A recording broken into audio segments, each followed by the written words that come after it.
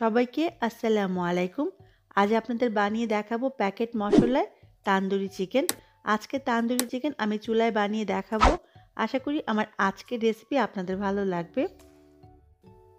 Tandoori chicken বানানোর জন্য আমি 1 প্যাকেট তান্দুরি মশলা নিয়ে নিয়েছি। 1 প্যাকেটের মাঝে এরকম 2টা মশলা থাকে।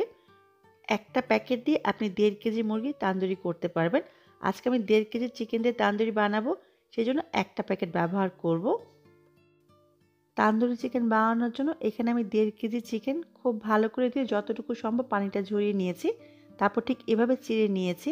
এভাবে চিড়ে নেওয়ার জন্য মশলাটা ভিতর পর্যন্ত যাবে। তান্দুরি চিকেনটা খেতে অনেক ভালো লাগবে। তান্দুরি চিকেনের জন্য এবার একটা মশলা বানাবো। সেজন্য একটা বাটিতে নিয়ে নিয়েছি 1 কাপ পরিমাণ টক দই। এবার এর মাঝে দিয়ে দিব 1 প্যাকেট মশলা।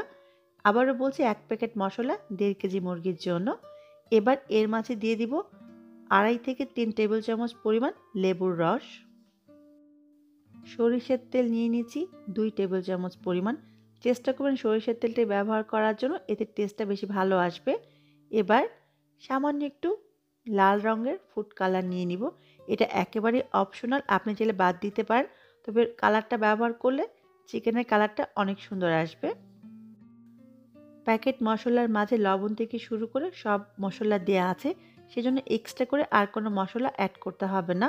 সবগুলো উপকরণ একসাথে খুব ভালো করে মিশিয়ে নিয়েছি। এবার চিকেনগুলো এই মশলার মাঝে দিয়ে দিব এবং হাত দিয়ে খুব ভালো করে চিকেনের মাঝে মশলাটা মাখিয়ে নিতে হবে। চিকেনের কাটা অংশের মাঝেও খুব ভালো করে মশলাটা দিয়ে দিতে হবে। চিকেনটা উল্টে পাল্টে চারপাশে খুব ভালো করে মশলা লাগাতে হবে, কোনো অংশ যেন ফাঁকা না থাকে। ঠিক একইভাবে সবগুলা চিকেন আমি এই মশলার মাঝে মাখিয়ে নিব। সবগুলা চিকেনের মাঝে আমি মশলাটা মাখিয়ে নিয়েছি। এবার এই চিকেনটা রেখে দিতে হবে মিনিমাম 2 থেকে 3 ঘন্টা।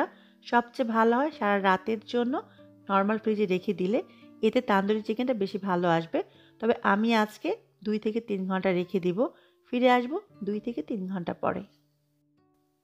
ফিরে এলাম 2 ঘন্টা পরে। আমি আবারও বলছি, এই মশলা মাখানো মাংসটা যত বেশি সময় রেখে দিবেন তান্দুরি চিকেনের টেস্ট তত ভালো আসবে। আজকে চুলায় ফ্রাইং প্যানে আমি তান্দুরি চিকেনটা বানাবো। দিয়ে দিচ্ছি 1 টেবিল চামচ পরিমাণ রেগুলার খাবার তেল। খুব বেশি তেলের প্রয়োজন হয় না তান্দুরি চিকেন বানানোর জন্য। এবার চুলা আঁচটা মাঝারি করে এর মাঝে আমি চিকেনের টুকরোগুলো দিয়ে দিব। চিকেনগুলো চুলায় দেওয়ার পরে চুলা আঁচটা কিন্তু মাঝারি থাকবে। আমি ঢেকে দিব ভিতর পর্যন্ত রান্না হওয়ার জন্য। আমি 10 মিনিটের জন্য ঢেকে দিব। ফিরে আসব 10 মিনিট পরে। ফিরে এলাম 10 মিনিট পরে। চিকেনের সাইজটা আমার একটু বড়, সেজন্য রান্না হতে একটু সময় বেশি লাগবে। আপনার যদি চিকেনের সাইজটা ছোট হয় তাহলে রান্না হতে সময়টা একটু কম লাগবে। এবার চিকেনগুলোকে আমি উল্টে দিব। আর এভাবে একটু ঢেকে দেওয়ার জন্য চিকেনটা খুব সহজে ভিতর পর্যন্ত রান্না হয়ে যাবে। উল্টে দেওয়ার পরে আমি যে মশলাটা আছে সেই মশলাটা আবারও চিকেনের গায়ে একটু মাখিয়ে নিব। এতে চিকেনের উপর দিয়ে ড্রাই হবে না এবং ভিতরে জুসিনেসটা বজায় থাকবে।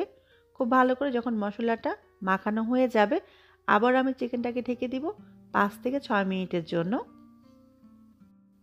চুলার আঁচটা কিন্তু মাঝারিই থাকবে। ফিরে এলাম 5 মিনিট পরে। আবার আমি চিকেনটাকে উল্টে দিব। চিকেনটা কিন্তু ভিতর দিয়ে অলরেডি রান্না হয়ে গেছে, আর আমি ঢেকে দিব না। এবার চিকেনটা উল্টে পাল্টে মাঝারি আঁচে আমি রান্না করে নেব। চিকেনটা উল্টে নেওয়ার পরে এর উপরে আবারও আমি একটু তেল লাগিয়ে নেব, এতে উপর দিয়ে কিন্তু ড্রাই হয়ে যাবে না। চিকেনটা উল্টে পাল্টে আরও 15 মিনিটের মতো আমি রান্না করে নিব। আবারও বলছি, চিকেনটার সাইজ বড় হওয়ার জন্য আমার 25 থেকে 30 মিনিটের মতো সময় লাগবে চিকেনটা রান্না হওয়ার জন্য। চিকেনটা আমার হয়ে গেছে। যদি আপনার চিকেনের সাইজ ছোট থাকে তাহলে কিন্তু রান্না হতে আরেকটু কম সময় লাগবে। এবার চিকেনগুলোকে আমি উঠিয়ে নিব। ঠিক একইভাবে সবগুলো চিকেন আমি ভেজে নিব। চিকেনটা ঢেকে না দিলে রান্না হতে কিন্তু অনেক সময় লাগবে। ঠিক একইভাবে সবগুলা তান্দুরি চিকেন আমি ভেজে নিয়েছি। এবার তান্দুরি চিকেনে স্মোকি একটা ফ্লেভার আনার জন্য আমি 1 টুকরা কয়লা চুলায় পুড়িয়ে নিয়েছি। এবার এর মাঝে আমি সামান্য একটু তেল দিয়ে দিব। সামান্য একটু তেল দেওয়ার পরে সাথে সাথেই আমি ঢেকে দিব। ঢেকে আমি চিকেনগুলোকে রেখে দিব 15 থেকে 20 মিনিটের জন্য। এই 15 থেকে 20 মিনিটে চিকেনের মাঝে খুব সুন্দর একটা স্মোকি ফ্লেভার চলে আসবে। ফিরে আসবো 15 থেকে 20 মিনিট পরে।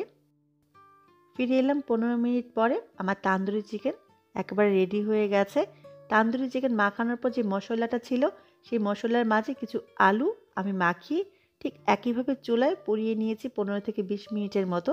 তান্দুরি চিকেনের সাথে এই আলুটা খেতে অসম্ভব মজা লাগে। দেখলেন তো কত সহজেই তৈরি হয়ে গেল খুবই মজার তান্দুরি চিকেন। রেসিপি ভালো লাগলে প্লিজ আমার চ্যানেলকে সাবস্ক্রাইব করার অনুরোধ রইল। সবাই অনেক ভালো থাকবেন, আমার জন্য দোয়া করবেন। আবারও দেখা হবে। আল্লাহ হাফেজ।